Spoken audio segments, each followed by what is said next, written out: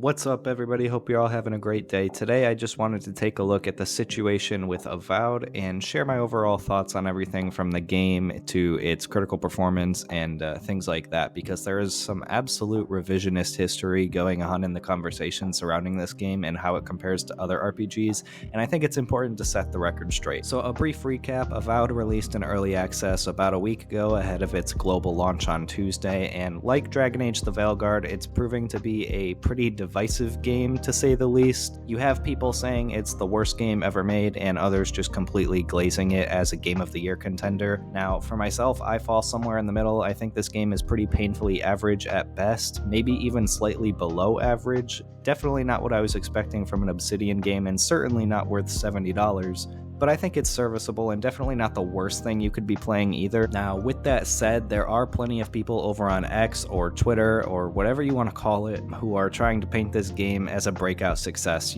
like they did with Veilguard, and we all know how that turned out financially. The mental gymnastics on display here are pretty insane. The game is currently sitting at about 17,000 peak players on Steam, well below the current player counts of other decade-old RPGs like Skyrim and The Witcher 3, and significantly below even Dragon Age the Veilguard's peak player count of 60k, which was considered very low for a AAA RPG. Now, as you can imagine, they're using every excuse in the book, like the game is on Game Pass, which, by the way, didn't stop Starfield from reaching over 300,000 concurrent players on Steam, but, they conveniently leave that part out, as well as the fact that the game was in the top sellers on Steam on release day. Now, for anyone who doesn't know how the sales charts work, it would be pretty abysmal for a game to not fall in the top sellers chart during its release day. It really only takes a few thousand sales to put you there when literally nothing else is releasing that week, and as you can see by the player counts, that's completely the case here. A few thousand people bought the game. Wow. That's not that great for a AAA game that's been in development for 5 years. The only time a game being a top seller on Steam is an actual accomplishment is if it's competing with another big release, or it can maintain that position on the sales charts for several weeks or months post-launch, which, if you go and check Avowed's current placement, it has already dropped off significantly. So no matter how you try to paint it, having 17,000 concurrent players for a AAA RPG that was in development for 5 years is not a good metric. If 60,000 was considered by EA to be a failure for Veilguard, I don't know how you could possibly try to convince yourself that Avowed having less than a third of that is anything even resembling a success. On top of that, you have people trying to claim that you can't compare Avowed to an Elder Scrolls game or even any of Obsidian's older games like The Outer Worlds or Fallout New Vegas because supposedly it was never marketed as that, which I say is just blatantly false. For 3 years, I repeat 3 years, Obsidian was marketing this game as their Elder Scrolls. From the initial announcement trailer to every interview and article that came out about the game afterwards, they very much leaned into this is Obsidian's take on a fantasy RPG in the vein of Elder Scrolls. It wasn't until 2023, again 3 years after the announcement trailer, that they started to pivot everything about the game, from art style to what the game was even supposed to be. And all of that doesn't even matter because if you've been on YouTube lately, you've probably seen the clips showing that Avowed doesn't even hold up to Oblivion, a nearly 20-year-old game.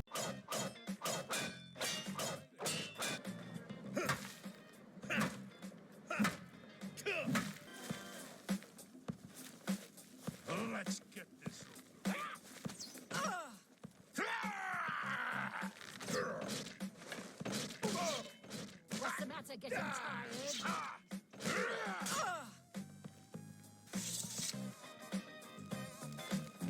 Something to report?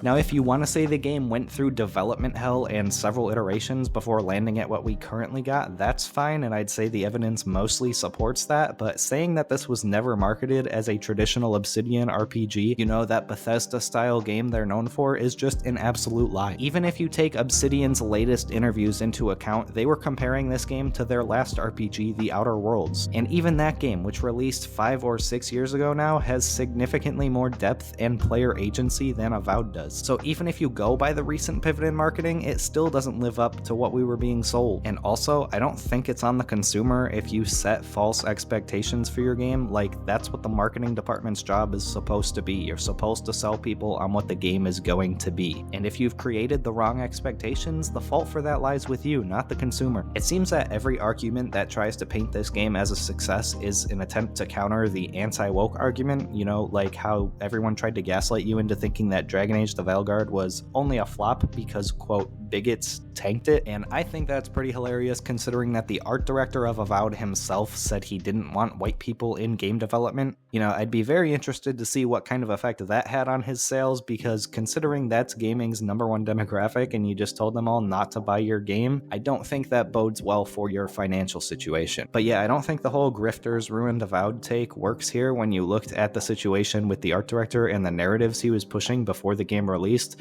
I don't think it worked with Veilguard either, but I think Avowed has even less excuses on this front. So yeah, that's the discourse surrounding Avowed. Like I said, it's a lot of cope and a lot of denial. Like, there's really no way to spin 17,000 players on Steam as a success. That's catastrophic numbers for a AAA game that was in development for 5 years. That is not recouping the investment that Microsoft put into Obsidian and Avowed, and I wouldn't be surprised if we see more layoffs result from this. So yeah, the game is nowhere near financially successful. The only saving grace it can hope to have is to lead to a meaningful increase in Game Pass subscribers, which, if Call of Duty couldn't do it, I don't think Avowed is going to, but I guess we'll see.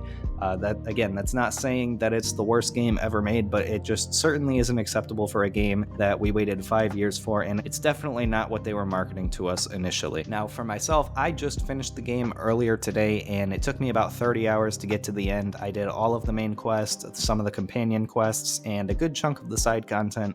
But my overall thoughts on the game are pretty much what I said earlier. I don't think this is a bad game, but it definitely isn't a good game either. At best, it's mediocre. And I think that's the perfect way to describe modern gaming. The writing is pretty bland and almost feels like the game was written by ChatGPT in some instances. It's definitely not the worst story ever told, but you have the Veilguard problem where any illusion of choice and consequence is completely gone, and you're pretty much forced to respond how the game wants you to. The dialogue choices that the game presents you with really just come down to what tone of voice you want to respond in, and that's about it. In my 30 hours of the game, I've only seen 1 or 2 somewhat interesting choices, and I didn't really see any impact of those on the ending whatsoever. The companions you get are also pretty weak. I think the first 3 you get are okay, but they all kind of feel the same, and the 4th and final companion is just insanely annoying, and again, the game forces you into recruiting her and taking her along several quests, so you don't even get to choose who you recruit or who comes with you at certain points in this game.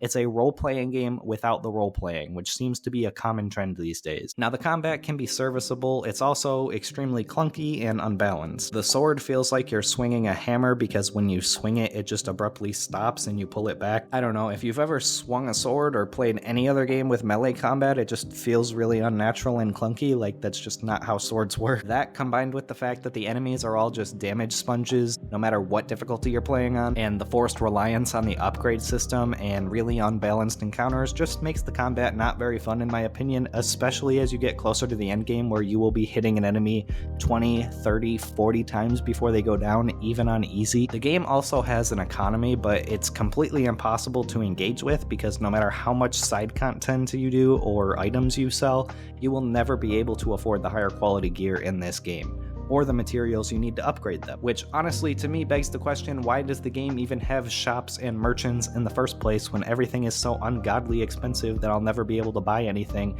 and if I do, I'll maybe get 1 sword before I'm bankrupt. The game's performance is also a pretty mixed bag, with frame drops happening pretty constantly, even on performance mode, almost like I'm moving too fast for the game to keep up with, especially when there are a lot of enemies on the screen. I've also had a game-breaking bug about 25 hours in that completely prevented me from progressing through the main story, so I had to reload a save from about an hour earlier, only for it to happen again. So about 2 hours of replaying the same content just to get past a game-breaking bug because I was too stubborn to quit the game entirely.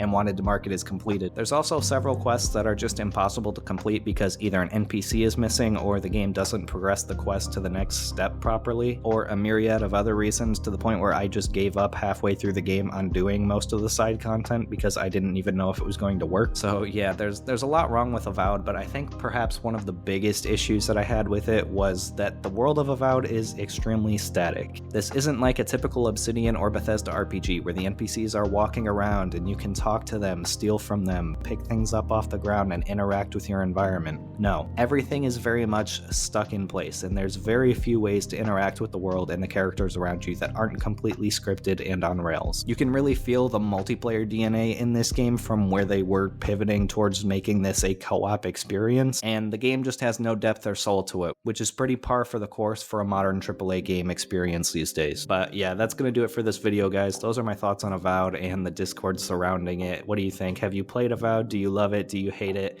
Let me know your thoughts down in the comments below, and leave a like if you enjoyed the video. I would greatly appreciate it. With that said, I will see you all in the next video. Take care, guys.